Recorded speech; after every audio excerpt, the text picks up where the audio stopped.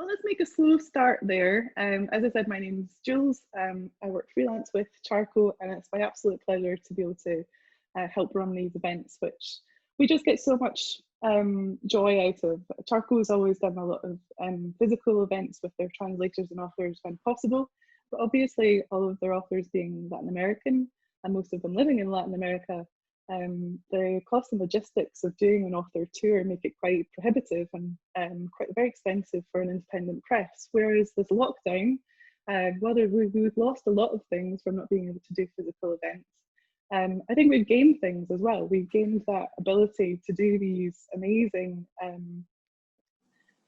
like interactions and conversations and host these and see such interesting conversations play out around the books.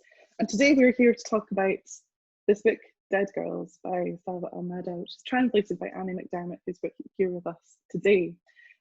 So we've got quite a lot lined up. I don't want to take up too much time. At the end, I will be revealing a special Charco discount code, which at these events have been quite popular. It's a 48-hour code only for you guys who come along to the Zoom, and it's 20% off all individual titles. So not including bundles and tote bags and that kind of thing, but any of the books in our online store, you will be able to get for 20% off for 48 hours only. So all of that is coming a little bit later on. So I'm going to hand over to the publisher and editor of Charco Press, Carolina Orloff, who is going to tell us a little bit about how they discovered Charco's books, what's Selva's books, and what they mean to Charco Press in general, and introduce just a couple of little special treats for the proceedings. Welcome. Thank you.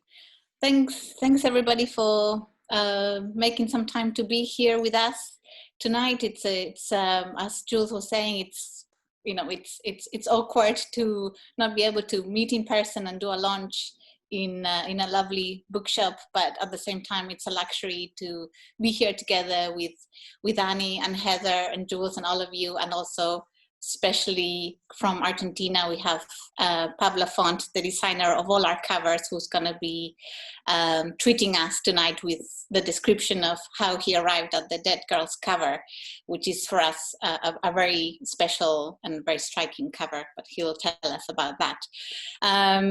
So as well, I'm going to be very brief because we have a lot of fascinating things to cover tonight.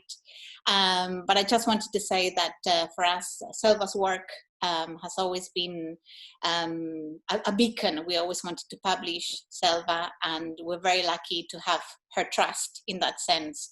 And not just with her fiction, some of you would have already read The Wind That Lays Waste that we published last year, and we have her second fiction book coming next year, which is called Brickmakers, also translated by Annie. And there's going to be a third one coming on later on, which I can tell you more about at the end of the event if you're still here with us. But this one, Dead Girls, was like a parenthesis. That's why it'd be great to know what you think about it in terms of genre and how to categorize it, because for me it was just an important book. It didn't even matter if it was fiction, non-fiction, journalistic fiction. I just knew that that we had to publish it and bring it to the English-speaking world. So it's a luxury for me to have you all here and hear your thoughts and talk about Selva's work. Of course, she couldn't be here with us enjoying everything we're saying because she doesn't speak English, sadly, but she has sent a little greeting that Jules is gonna play for us now, and I will translate briefly for you. It's just very short, but I hope you'll enjoy it. Buenas tardes, soy Selva Almada, la autora de Chicas Muertas, Dead Girl. Estoy muy contenta con la publicación de Charco Press, con la traducción de Annie McDermott, y bueno, espero que el libro llegue pronto a sus manos y que puedan leerlo.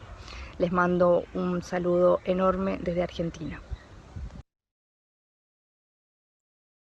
So I'm sure if you don't speak Spanish, you get the gist of that. But she's saying hello from Argentina, and that she's very happy with the edition we've produced, and with Annie's translation, and that if you haven't read the book already, that she hopes you can get your hands on it soon. So without much further ado, I'd like to introduce you all to the master of all our amazing covers, who's Pablo Font, who's joining us from Argentina as well. And I hope he's going to talk to us a bit how we reached to do this striking cover. Hola, Pablo. Hola. Hi, everyone. Well, first of all, I'd like to thank Caro and Jules for this invitation to think a bit about what we do together. Since we started talking with Caro and Sam, I'm gonna read because I'm a bit nervous. So my English might be a bit rusty, but I'll try. Since we started talking with Caro and Sam about the look and feel of Charco Press covers some years ago, I told them that if there's something I wasn't interested in, was in covers that were just neat or nice or pretty. I know it's been said a million times, but yes, you can judge a book by its cover, but we actually do a bit. I'm not only talking about the commercial side that never should be kept aside, since we want those books to be known and picked up from a library, but also as a piece that could be used to set the stage, the mood, or the atmosphere of a story you may have never heard of. I always try to understand and build a concept that's behind the main idea of the story, and try to represent it in a way that entices readers' attention to this particular book and make them want to grab it, make them want to buy it, and have it in their homes. Usually I start developing a set of early drafts to start measuring the tone, the graphic elements, and styles that would fit better for each particular case. Sometimes it's easier than others, such as my English.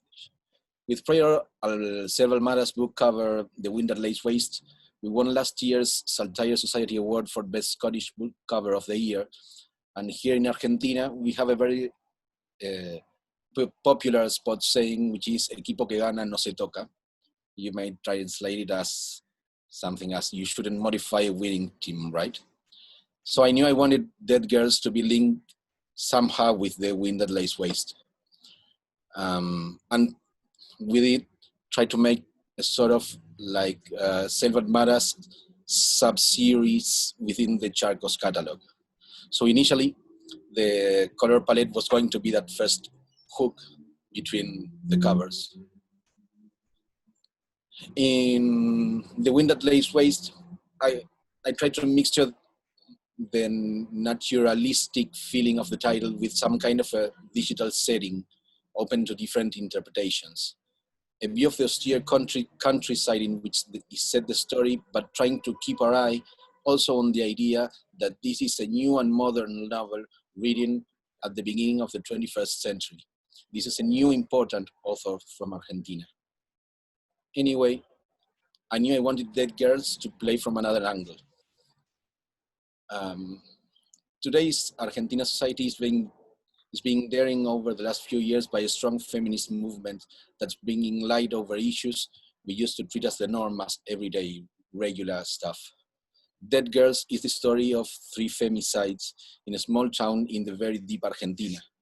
I didn't want to take lightly such a strong subject, but I also had to work on a very thin line between creating something that would catch the eye of the buyer, but also treating with such a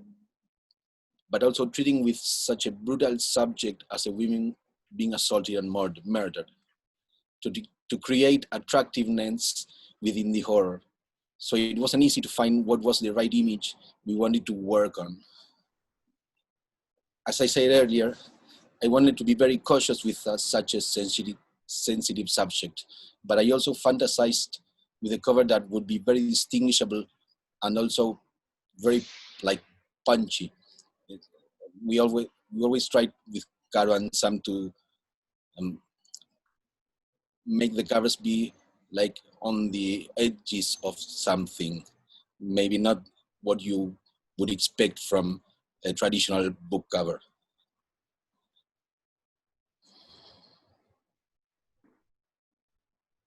that I wanted to get to something that challenges the reader in some way, that doesn't leave him passive in front of a book that's important to be read, to be understood, and to be remembered. After discarding more figurative representations of a female body and stumbling across the idea of skin, bruises, and graves and mud, was that I came across with this image that was as strong as powerful as we needed, that had the right balance of grit and cleanliness, and I assume creates an interesting incognito for the buyers to get involved in trying to figure it out. What is that thing I'm seeing? Is it what I think it is? Is there something more? Once again, the multiplicity of readings was the key for me to choose it as my favorite in the early stages of the process. This raw pubic hair symbolizing women could also be read as a muddy grave pit where a girl's corpse might have been thrown. But it also, days after we started talking about Discover with Carolina, that it appeared the image of a green scarf, which is the symbol for Argentina's feminist movement. So I think it may be, hola. So I think that when we understood these three elements could be combined into that one particular image, it made me understand that that was the image I wanted to make it for this strong, important book. Later in the process, we decided to include the idea of another possible cover inside the inner flaps, including a very schematic map of the spots where the three girls were founded, to have the idea of that it also had a bit of an investigating character book.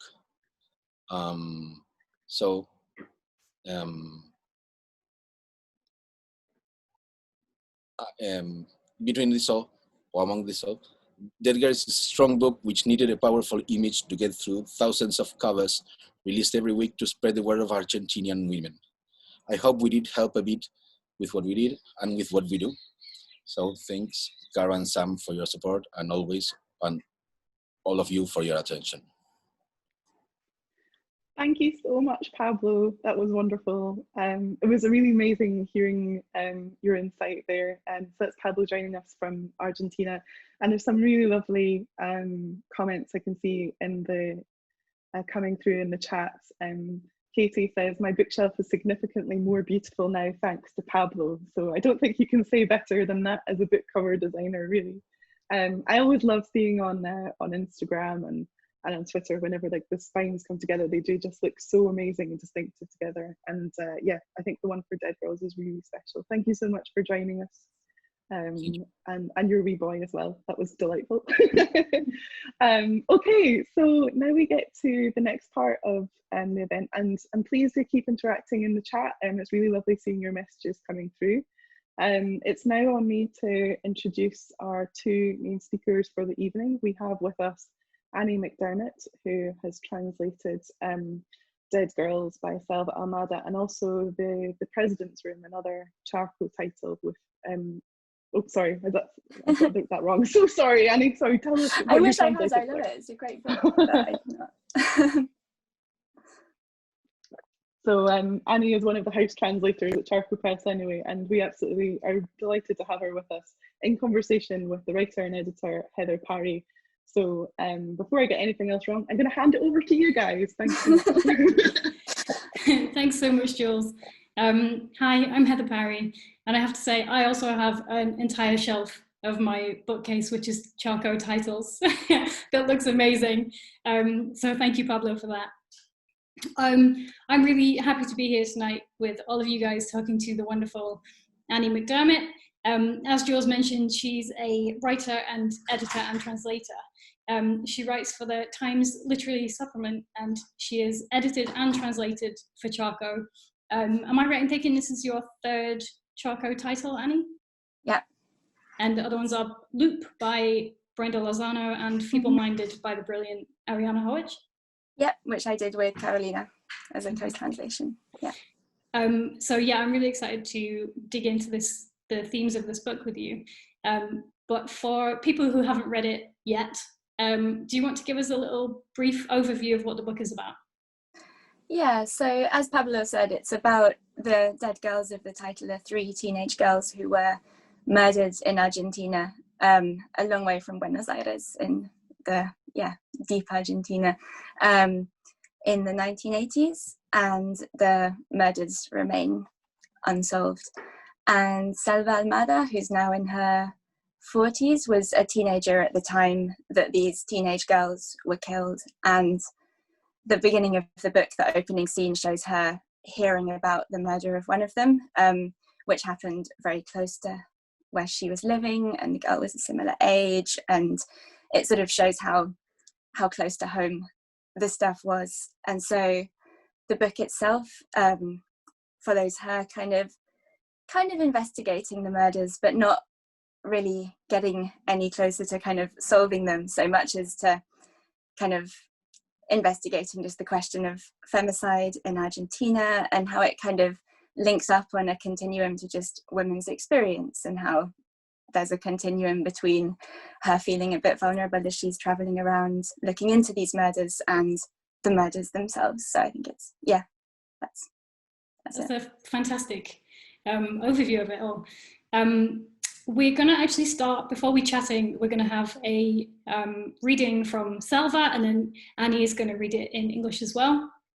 I actually want to say, I'm just going to name the 3 women whose stories are the main center of the book, because I feel like that's really important. So they're 19-year-old Andrea Dan, 15-year-old Maria Luisa Quevedo, and 20-year-old Sarita Mundin. And I'm sure I've really horribly pronounced some of those, so apologies for that.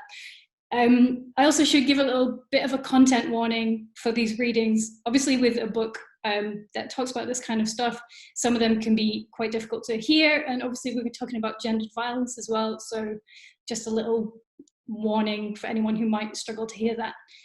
But if we can, Jules, we're going to start with the first one.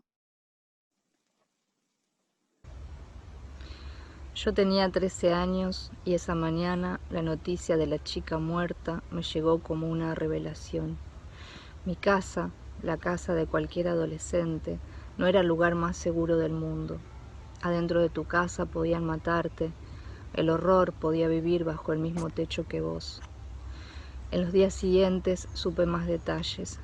La chica se llamaba Andrea Dane, tenía 19 años, era rubia, linda, de ojos claros, estaba de novia y estudiaba el profesorado de psicología.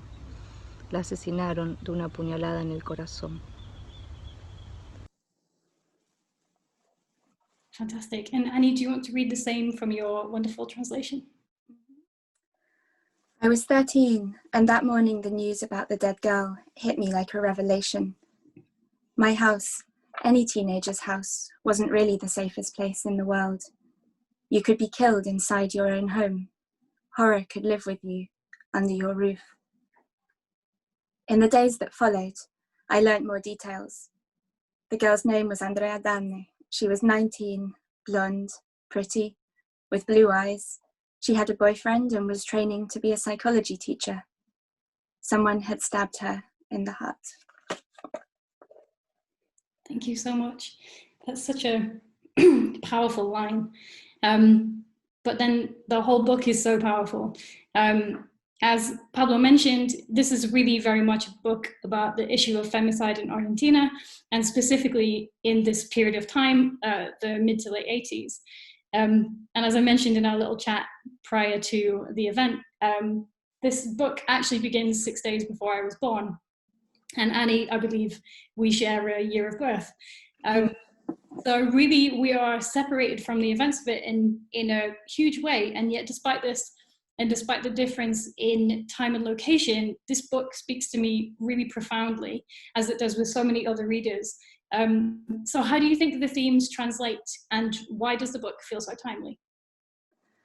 So I think you're right. I think the book feels very kind of personal and immediate when you read it, even in a completely different country, and as somebody with different experiences, a woman with different experiences. And I think that partly is because it's so effective in showing that gender violence exists on a continuum. And so I think the fact that Selva weaves her own experiences growing up as a woman into the book kind of shows that they're not completely unrelated. And so you're kind of reminded, for example, with the scene where she's hitchhiking and there's a kind of creepy guy driving her and her friend back home from university, and like he just starts saying like, why don't I take you out for a drink? And it's something that happens so often. It's such a common experience, but because you're reading it in the context of a book about 3 girls who've been murdered, you're so aware that it can go horribly wrong, and you're so aware of the risks. And so I think it really kind of dramatizes that experience of being a woman in the world, kind of partly saying no, it could never happen, and also being so deeply and viscerally aware that it always could.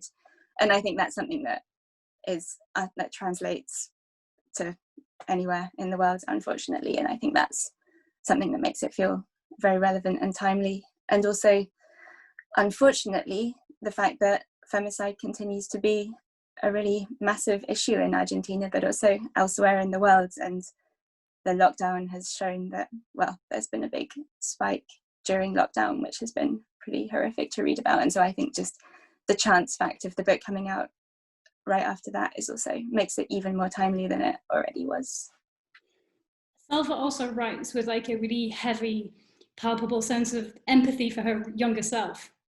As you mentioned, when she writes about things that could have happened to her or dangerous situations in which she put herself when she was younger. And that's something that I felt so heavily for myself as well as for Selva, and as well for the women who were unfortunately killed.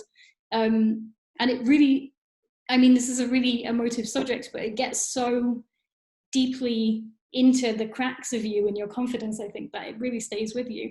And I was wondering what the process of translating a book like that was like for you, and whether you had to bring the difference between like Argentina's society and the way we have the same issues here. Did that have much of an effect on the translation?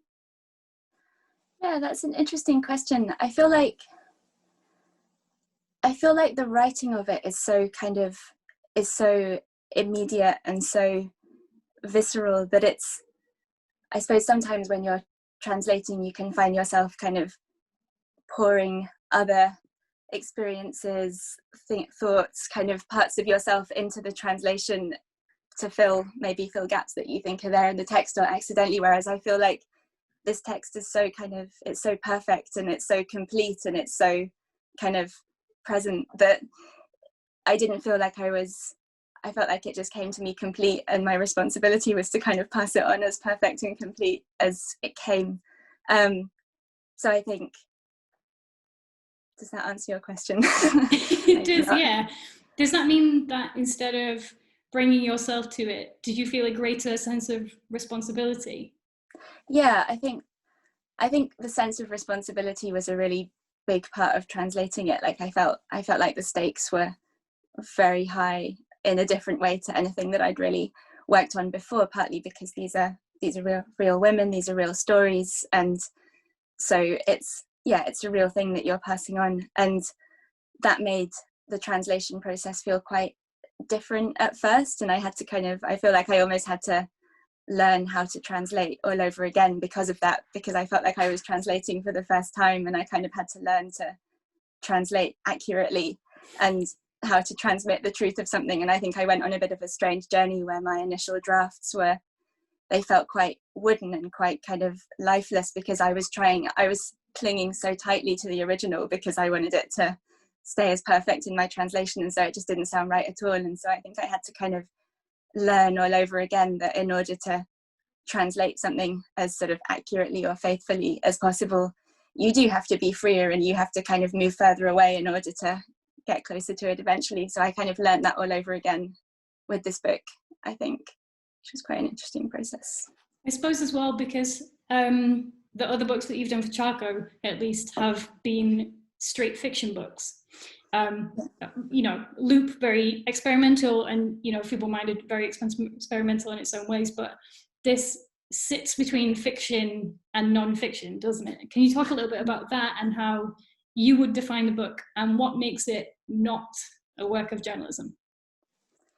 Yeah, it's a really interesting question, and I feel like there's a lot of the meaning of the book comes from this kind of the way it exists in between genres. And I found it really interesting to read an interview with Selva, which just came out today, in fact, and I found it interesting to read her saying something that felt almost in a way similar to what I was saying about the translation process, which was that she, in her initial drafts of the book, she found that they felt quite wooden and quite kind of, they didn't have the life that she wanted them to have. And it was because she was trying to go too far away from her usual way of working in order to write this book, because it was such a different kind of book, and that it only seemed to work for her as a book when she started using the literary techniques that she used in, for example, The Wind That Lays Waste, and in her other writing in this.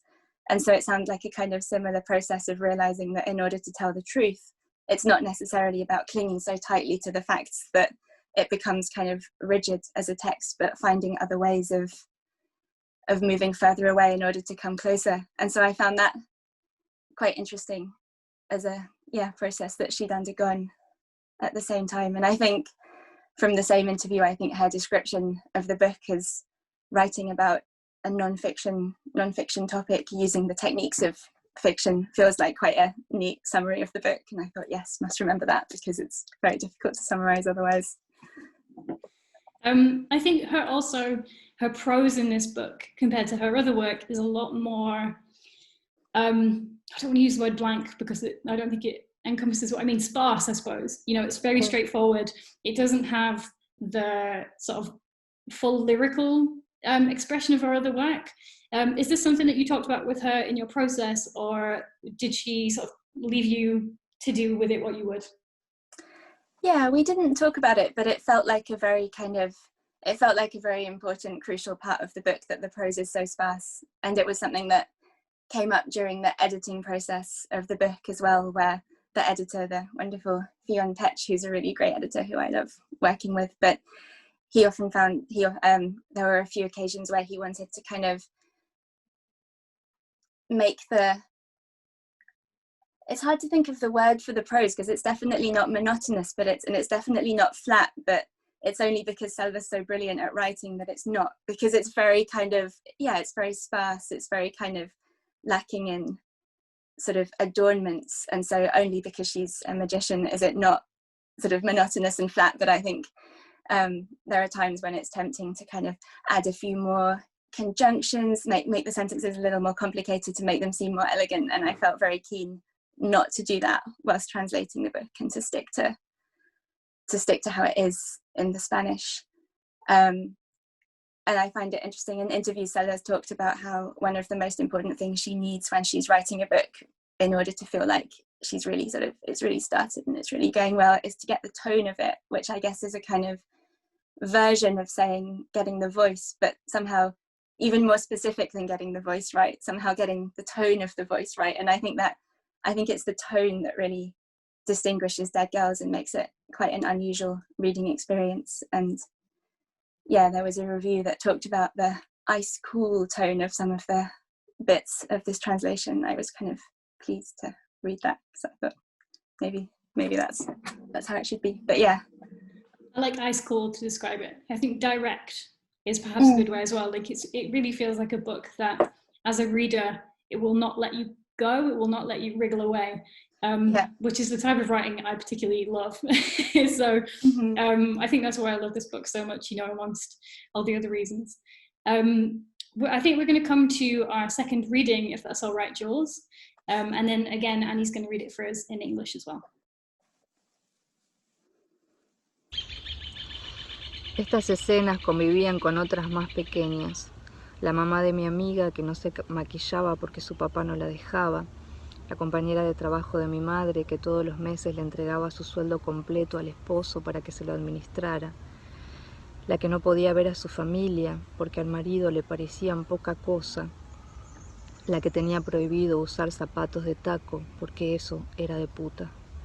Me crié escuchando a las mujeres grandes comentar escenas así en voz baja, como si las avergonzara la situación de la pobre desgraciada, o como si ellas también le temieran al golpeador.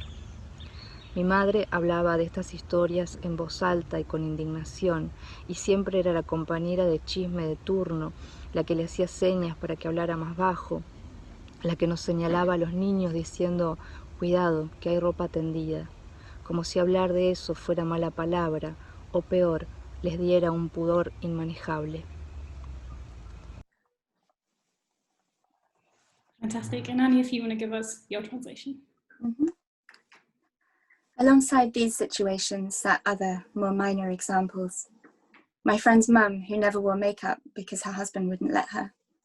My mother's colleague, who handed her whole salary over to her husband each month to take care of. The woman who couldn't see her family because her husband looked down on them. The woman who wasn't allowed to wear high heels because they were for whores.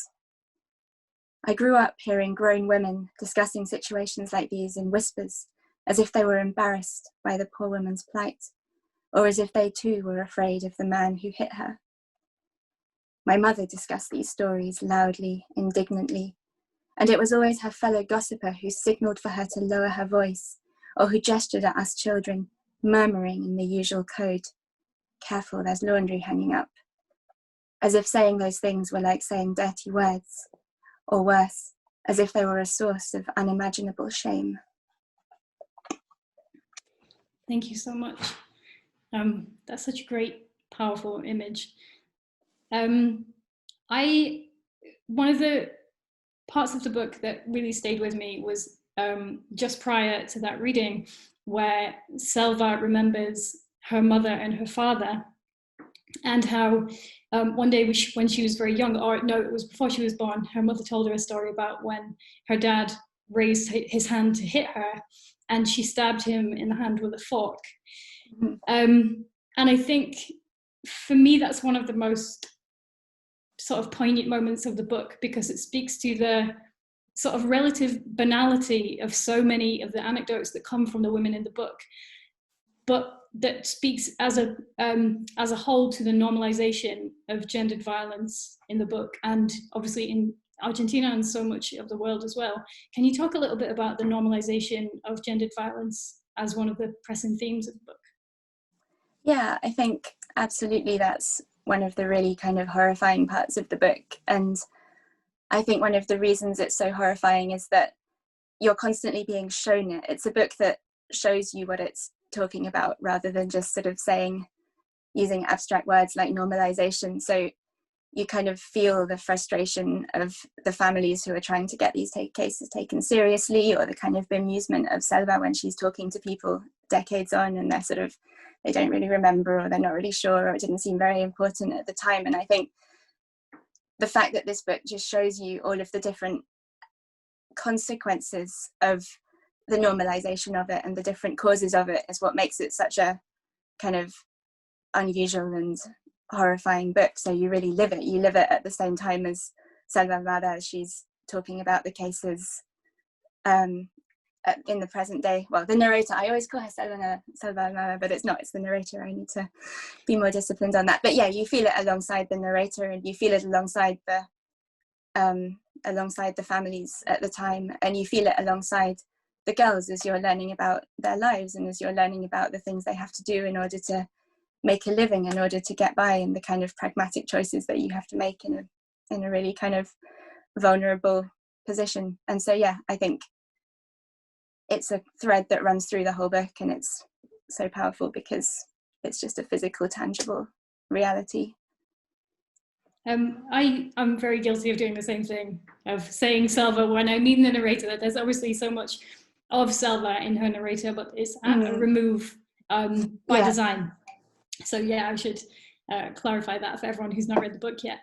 To sort of piggyback on what you just said, I was wondering if you could talk about the term femicide and its context both in English and Spanish. Is it feminicidio in Spanish? Either feminicidio or femicidio, there are two possible terms. But yeah, I think this is a really interesting question, because ever since translating this book, and very strangely not so much before translating this book, which is odd and remiss, but I find myself wondering why we don't really use it so much as a word in English. It's not nearly so so common. It's not, and that seems odd because it's definitely a very real thing that happens in the English speaking world, and yet we don't actually have a word for it. We have a sort of, like, women being killed by men. And if you don't have a name for something, it's much more difficult to talk about it. It's much more difficult to categorize it as an issue. It's much more difficult to keep track of it and make people realize that it's something that happens. And so I find it puzzling and fascinating why it hasn't caught on.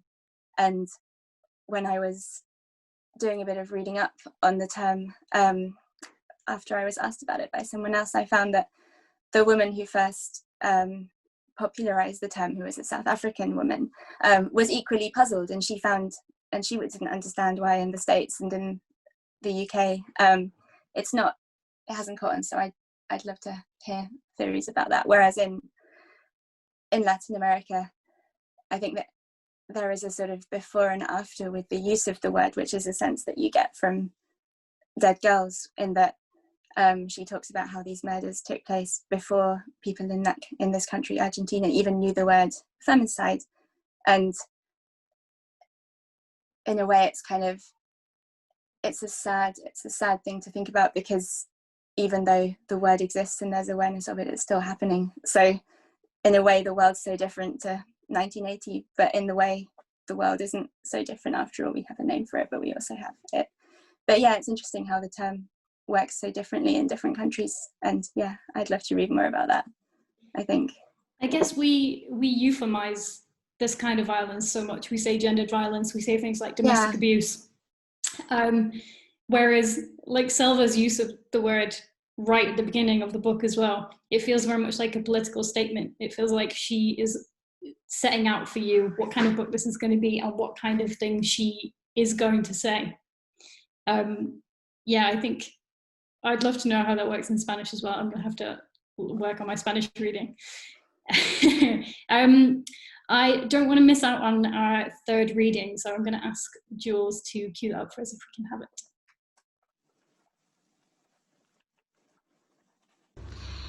Los muchachos tenían una costumbre, un juego, no sé cómo llamarlo, me cuenta. Le decían hacer un becerro. Marcaban a una chica, siempre de clase baja. Uno del grupo le hacía el novio. La seguía en la calle, le decía cosas, la seducía. Esto se hacía entre semana. No podía llevar muchos días porque el becerro se hacía el fin de semana. La conquista tenía que ser rápida. Una vez que la muchacha cedía, venía la invitación al baile del sábado. Primero a tomar algo en la confitería, después un paseíto en el auto. Nunca llegaban al baile. El auto se desviaba para el balneario o para algún lugar solitario. Allí esperaba el resto de la barra y la chica tenía que pasar con todos. Mejor dicho, se la pasaban de mano en mano. Después le daban plata para que se quedara en el molde. And Annie, if you want to give us your translation too. Yeah, so because I'm reading, so you don't have the word in front of you, they're talking about something that gets called calving, which is calving as in related to baby cows rather than related to cutting up meat. It occurred to me that might be confusing, although maybe interesting, but it sounds like both. But anyway, the kids had this thing they did, this game. I don't know what the word is, he tells me. They called it carving. They'd pick out a girl, always someone lower class. One of the group would make like he was her boyfriend. He'd follow her down the street, say stuff to her, try to seduce her. This would be during the week, and it couldn't take too long. The carving happened at the weekend, so the conquest had to be quick. Once the girl yielded, an invitation would follow to the Saturday dance. But first a drink in the cafe, and then a spin in the car. They never made it to the dance. The car would veer off towards the riverbank or some other deserted spot. There, the rest of the gang would be waiting, and the girl had to do it with everyone. They passed her round everyone, more like. Then they gave her some cash, so she didn't squeal. Thank you. That is such a word that's pregnant with so much meaning in this instance, isn't it? That touches upon what I think makes this book truly revolutionary for me, which is the issues of class and poverty. I suppose class is how we see it from a UK perspective, but I suppose poverty as a term is more accurate. Because we're being invited by Selva not just to consider the fate of women, but of poor women in particular, in microscopic view. And it discusses the reality of how poverty puts women in danger because of their need for both male approval and access to the resources that they can only get through men. And I think this is something that is often left out of mainstream feminist writing in the UK. So I was hoping you could talk just a little bit about how Selva and yourself have examined that in this book. Yeah, I think that's one of the really kind of revelatory, or not revelatory, but revolutionary things about this book, which is how much attention is paid to the material circumstances that the girls are living in, and how connected that is to what happens to them, and also how connected it continues to be to their families and the communities that they live in even after they've disappeared or been killed. I think seeing how it affects the entire families is something really kind of horrifying and sinister in the books. And I think the moment that I'm thinking about in relation to this is after Sarita she disappears, and the family are fairly sure it's her older, wealthier boyfriend who's a married man who sort of maintains her in a small flat in the city, and they're pretty sure that he has something to do with it, but nothing's ever proved, and he has an alibi. But then he keeps calling round after she disappears, and he brings packs of meat and money because he owns a meat processing plant, and Sarita, the girl's mother, has to accept these things from him because it says, as Selva's line is, the mouths needed feeding somehow. And I think that's a really kind of horrifying moment in the book, like how much sort of poverty and economic hardship and the being vulnerable can just compromise you at every turn, I think. And then he even kind of brings more meat to her sister, who's younger, and kind of insinuates that he wants her to step into Sarita's shoes and become his mistress, girlfriend. And she says no, which is kind of one brief nice thing about the book. But yeah, just the fact that it's also kind of, it's sort of almost a claustrophobic feeling that you have, where it's so difficult to escape from these realities and these situations because it's so bound up in just inequality and social trouble. So yeah, I think that's some of the most horrifying moments in the book are, I think, to do with that, definitely. And yet the fact that they are presented as they are, I think, is a really important and positive thing, even though it requires all this horrible conversation. At least we can push it to a place that it needs to be going. And it actually makes, we could say it's easy for a British or American reader to read it and think, well, that's not the situation here. But like you said, the pandemic, though I hate to mention it, it really has sort of solidified inequality and things like that. And like you said, a lot of people are experiencing domestic violence in lockdown, and it's not hard to make the leap that without having resources, people are also stuck in that situation. So it makes them vulnerable as well. So it's really not ever so far away as we think it is. I realize we're getting to the point where I should be taking some questions from the audience. So if you guys can pop them into the chat, you've got about 2 minutes, I reckon. Because to bring us to a nice place, I'm going to ask Annie a little bit about your body of work with Charco more generally.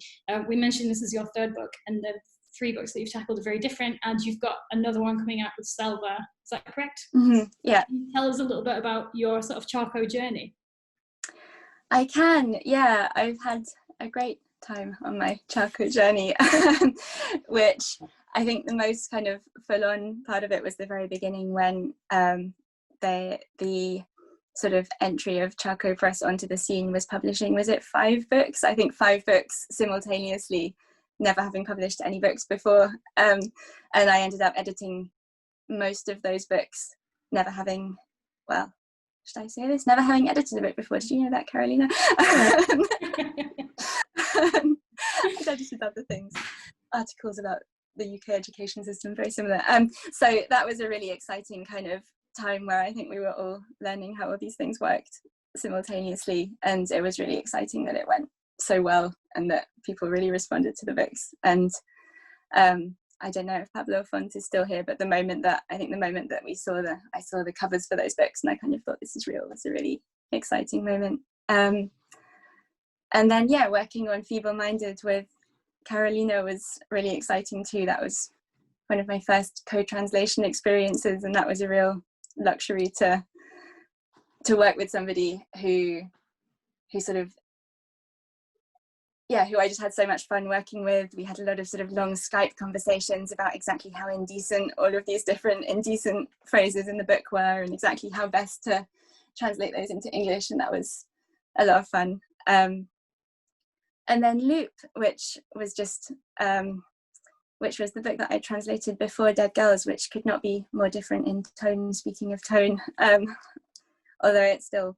has similarities. But I think I was thinking about Loop in relation to Dead Girls earlier today, and thinking that Loop was kind of good training for translating Dead Girls in a way, I think, because Loop is so much about kind of the interconnectedness. It's such a sort of neat structure. Lines come back, images come back, sort of everything ties together into this very intricate whole. And that's also the case in a big way with Dead Girls. Lines are repeated, kind of scenes are repeated, images are repeated. And so I feel like sort of learning how to be very vigilant about that was good training. And yeah, no, it's been a lot of fun working with Charco Press. Hopefully that was a slightly less depressing answer than every other answer I've given this evening. That's a fascinating parallel between those two books. I wouldn't have picked that out, but now you say it, it makes total sense. As a reader's perspective, your journey with Charco has been amazing, as has the whole Charco journey. We've got a couple of good questions and a couple of minutes to fill. So Toby Ryan says, this is a great question, to what extent, if any, would you consider the publication of this book activism? So I suppose that's a really good question. Yeah, I wonder I suppose, does it have to be activism for different people? Is it activism for the publishers? Is it activism for the translator? Is it activism for the writer? And I feel like I'm not an expert. I feel like I find this difficult to answer, because I feel like it comes close to activism, but there's probably more steps that are needed to actually make it activism. I feel like it's a tool, or it's hopefully the beginning of something that can become activism. Hopefully it'll sort of lead to activism. Maybe kind of different things you could do with the book could become activism, but whether the publication of the book in and of itself, this translation of it, I feel like more would need to happen for it to become active. Because yeah, would a definition of activism relate to changing people's minds, making real change? I feel like to make real change as a result of this book, what will make real change will be what happens because of this book rather than this book itself. I feel like it's a stage and a process, but not enough by itself, I think. So perhaps we'd say it's a seed. It's the seed from which activism can begin. Yeah. That's a great answer and a very good question as well. Katie Brown says, I was stuck in the first reading by the final sentence, someone had stabbed her in the heart, rather than she had been stabbed in the heart, which we see more commonly, and obviously we see increasingly this year. Did you try to avoid the passive voice and focus on the perpetrator of the violence as the subject? Yeah, I'm really glad you noticed this, because I spent a lot of time thinking about this, because it's kind of interesting in Spanish, because although it's not the passive in Spanish, it's they had stabbed her in the heart. That's something that would often be translated as she had been. It's kind of a version almost of the passive tense, but it isn't quite the passive tense. So I feel like the passive tense, is it tense? The passive voice. Yeah, thanks.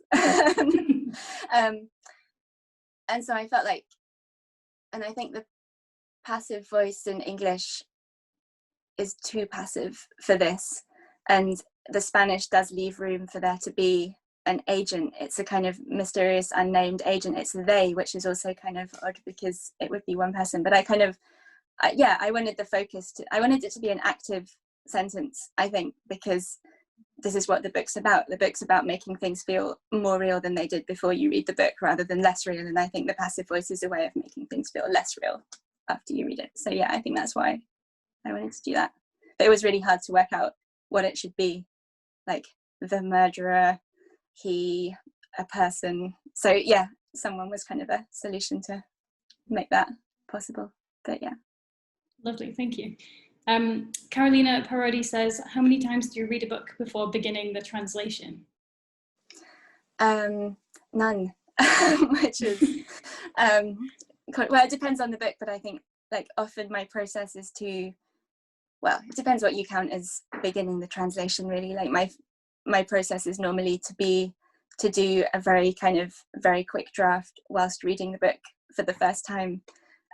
Just because psychologically I find it easier to sort of have something when I've got to the end of the book, and I think if I didn't do that I'd be taking so many notes while I was reading it, because my brain would be thinking, how are you going to translate this, maybe this. So I feel like it's a way of just kind of getting something down on paper as I read, but probably none of that first translation really is still there in the final translation. So it's just a different way of reading. And yeah, I think then the reading, often I'll read the book without doing that sort of later in the process. So I think like there's a lot of different kinds of reading that happen of a book when you're translating, and not all of them happen before you translate it. I'll read the book out loud, I'll read different bits of it. So yeah, there's a lot of reading of the book, but none of it really happens before I start putting words down on the page. That makes me think of someone asked me if I can read a book kind of not with a writer's mind, looking at how they're pulling all the strings. My answer was like, I don't know how that would happen. I think it's like a film director watching a film and not thinking about how just, once you've turned that part of your brain on, you can't really turn it off. But yeah, that's fascinating. I'm so interested in the process of translation. I could talk to you about it all day, but I think we've only got time for one more question. And I'm going to go with Fiona McIntosh says, can you say a little something about the tarot reader scenes? About the which scenes? The tarot reader. Oh yeah. The medium that she goes to. Yeah. I think these scenes are a fascinating part of the book, and I think without them it would be a completely different book, because maybe without them the narrator would feel a lot more separate to the people that she's writing about, and maybe for a lot of different reasons she seemed much more separate. And I think since this is something that the families did when they were trying to work out what had happened, there might be a risk in the hands of some writers of that seeming like a kind of picturesque or kind of strange or eccentric thing for people to have done, or it might have seemed like it might have been treated with a bit more kind of distance. But the fact that Selva does this herself makes her seem a lot more part of this kind of web of different threads and events that are happening in the book. And I think it allows for, we were talking about genre and we were talking about telling the truth, and I think it allows